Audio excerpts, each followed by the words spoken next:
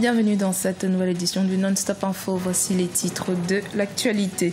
Le Cameroun célébrait le 56e anniversaire de la réunification de ses régions francophones et anglophones ce dimanche 1er octobre.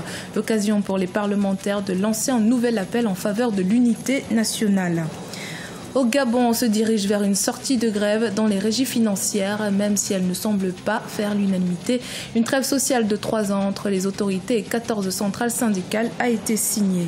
Et puis la littérature béninoise était à l'honneur ce samedi 30 septembre lors de la cérémonie de remise de prix aux lauréats de la 9e et 10e édition du concours littéraire Plume dorée des éditions plurielles. Découverte dans la suite de ce journal. Le 56e anniversaire de la réunification du Cameroun francophone et anglophone était célébré ce dimanche 1er octobre. Les parlementaires qui s'étaient réunis à Yaoundé ont profité de l'occasion pour prôner l'unité nationale et pour condamner les actions menées ces derniers mois dans les régions anglophones du pays par les groupes séparatistes. Reportage de notre correspondante Viviane Baoken.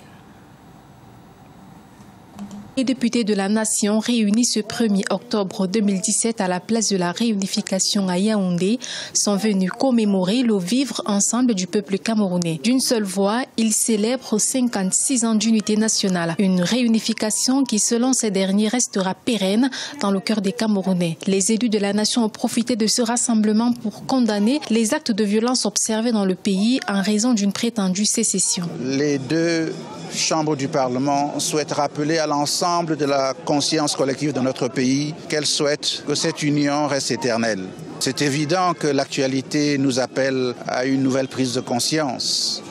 L'actualité n'est pas celle des années précédentes. Avec les mouvements que nous voyons ces dernières semaines et qui se poursuivent encore, nous souhaitons rappeler que nous souhaitons être tous ensemble. Tous les Camerounais ensemble et pour toujours. Toujours en marge de la commémoration de la réunification du Cameroun et compte tenu du climat politique et social qui prévaut dans le pays, le Rassemblement démocratique du peuple camerounais parti au pouvoir a tenu lui aussi à célébrer le vivre ensemble. Les Camerounais sont perspicaces, ils sont lucides, ils sont responsables. Ce sont de grands patriotes. Ils disent non à ces velléités de déstabilisation, à ces velléités de contestation, à ces velléités de division. Rappelons que ces différents rassemblements d'appel à l'unité nationale observés ce 1er octobre 2017 dans la ville de Yaoundé viennent répondre aux multiples thèses sécessionnistes qui essaiment dans les deux régions anglophones du pays. Dans l'actualité également au Ghana, la croissance du produit intérieur brut a atteint 9% au deuxième trimestre de 2017 contre 6,6% au cours des 3 premiers mois de l'année. Bonne nouvelle pour l'économie ghanéenne qui a connu un ralentissement depuis 2014 en raison de la chute des prix mondiaux des matières premières. L'augmentation de la production pétrolière, la baisse de l'inflation combinée à la discipline budgétaire ainsi que la bonne mise en œuvre des politiques ont été décisives pour acter cette progression. Un accord trouvé entre le gouvernement gabonais et 14 centrales syndicales vient mettre fin à 3 mois de grève entamée par les régies financières. Une trêve sociale de 3 ans a été signée le 28 septembre. Cependant, elle n'est pas acceptée par toutes les fédérations syndicales. Plus de détails avec Siamlo Victoria Seji. Le huis clos a duré 13 heures. En fin de compte, une trêve sociale de 3 ans a été signée jeudi 28 septembre entre le gouvernement gabonais et les 14 centrales syndicales grévistes regroupant des agents des services de régie financière et du secteur des hydrocarbures. Elles réclamaient entre 12 et 26 milliards de francs CFA d'arriérés de primes à accumuler sur 5 mois. La signature de la trêve vient mettre temporairement fin à une grève qui aura duré 3 mois. Cet accord est une grande victoire. Nous avons signé avec 14 centrales syndicales. Les syndicales qui ont signé avec nous représentent plus de 90% des agents des administrations financières et pétrolières. Mais la Fédération des syndicats des régies financières et administrations assimilées, FECIREFA, ne reconnaît pas cette trêve qu'elle a refusé de signer.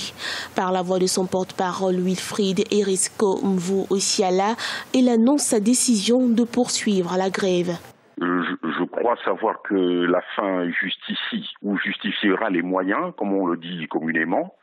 Mais moi, ça m'étonnerait que ce syndicat puisse poursuivre la grève dans la mesure où la trêve qui a été signée l'a été naturellement sur le plan légal. Le ministre du Budget, Jean-Fidèle Otondote, a toutefois déclaré que les portes restaient ouvertes aux non-signataires. Pour rappel, cette grève qui a touché les secteurs les plus productifs du pays a occasionné des pertes de milliards de francs CFA à l'État. Le concours littéraire Plume Dorée, organisé par la maison d'édition Les Éditions Plurielles, continue de révéler des talents dans le domaine de la littérature au Bénin. De nouveaux lauréats ont été consacrés le 30 septembre à Cotonou. Reportage de notre correspondant Leftiono. Le répertoire littéraire béninois s'est enrichi de nouveaux ouvrages ce samedi 30 septembre 2017 à Cotonou. C'est à la faveur de la cérémonie de remise de prix aux lauréats de la 9e et 10e édition du concours littéraire Plume Dorée des Éditions Plurielles. Instant de révélation et de consécration de nouveaux talents dans l'arène de la littérature béninoise, cette cérémonie a permis de lancer les œuvres écrites par les lauréats. Charbel Nouté a été sacré lauréat de la 9e édition avec son roman intitulé « Les oiseaux ne meurent pas la nuit ». De l'autre côté, l'enseignant juriste Joël Uncoupé remporte le trophée de la 10e édition avec la pièce de théâtre dénommée « Au nom de tous les cons ». Le titre « Les oiseaux ne meurent pas la nuit » en fait un titre métaphysique. Il faut voir dans les oiseaux le symbole de la liberté. La nuit représente ici l'épreuve, la nuit de l'épreuve. Donc les oiseaux qui, outre la liberté, symbolisent aussi l'amour. Donc ces oiseaux-là, qui ne devraient jamais se rencontrer, se rencontreront dans la nuit. Mais pour quelle aventure, ce sera à chaque lecteur de le découvrir. Au nom de tous ces cons est une satire politique qui met en exergue la soif du pouvoir de nos dirigeants politiques et jusqu'où ça peut conduire. Cette initiative des éditions plurielles mobilise plusieurs jeunes écrivains du pays. Plus d'une trentaine ont postulé à cette édition 2017. Une dizaine ont bénéficié d'un atelier de formation spécifique à l'écriture d'ouvrages. 5 candidats sont allés en résidence et ces finalistes ont publié leurs textes dans le recueil final. Aujourd'hui, nous sommes effectivement un interlocuteur pour les jeunes porteurs de projets, donc dans les genres que sont la nouvelle, le roman et le théâtre, pour les jeunes béninois de 18 à 35 ans. Et un bilan chiffré, donc 160 jeunes formés sur 10 ans, une trentaine ayant bénéficié de résidences, 10 ouvrages publiés pour une cinquantaine de jeunes auteurs béninois dans 3 genres littéraires, le théâtre, comme je l'ai dit, le théâtre, la nouvelle, le roman. Cette cérémonie a permis de célébrer les 10 ans de ce concours de promotion des jeunes écrivains du pays. Une initiative qui rencontre des difficultés pour son essor. Rappelons que le lauréat 2017 du concours, Joël Uncoupé, avait été 2e finaliste de l'édition 2012 avec la nouvelle L'étincelle dans l'œil du chagrin. Nommé à la tête des Aigles du Mali, le 7 septembre dernier, Mohamed Magasuba vient de convoquer les Aigles qui affronteront les éléphants de Côte d'Ivoire ce samedi 6 octobre. L'ancien directeur technique national compte apporter une nouvelle philosophie à la tête des Aigles du Mali. Reportage de notre correspondant Mokhtar Bari. Longtemps resté à l'ombre de l'encadrement de l'équipe nationale de football dans le rôle de directeur technique, Mohamed Magasuba se voit confier les rênes des Aigles du Mali.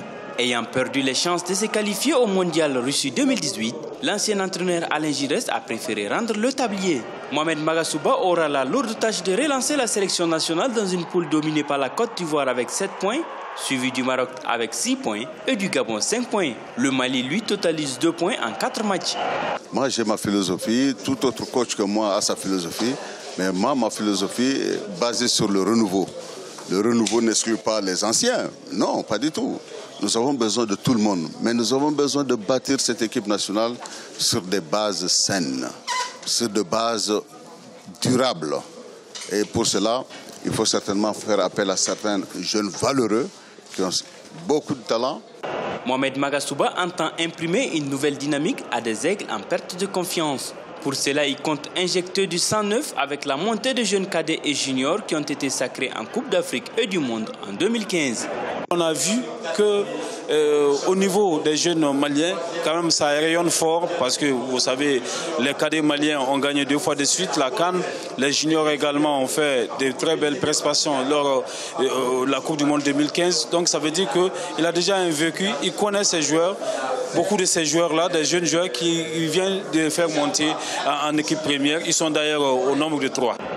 Le coach par intérim du Mali sera secondé par l'ancien international malien Fousseini Diawara, précédemment manager général des Aigles. Rappelons que Magasuba a remporté la Coupe d'Afrique des vainqueurs de coupe en 1994 avec le Daring Motema Pembe de la République démocratique du Congo, avant de qualifier la sélection nationale à la Coupe d'Afrique Nigeria-Ghana 2000.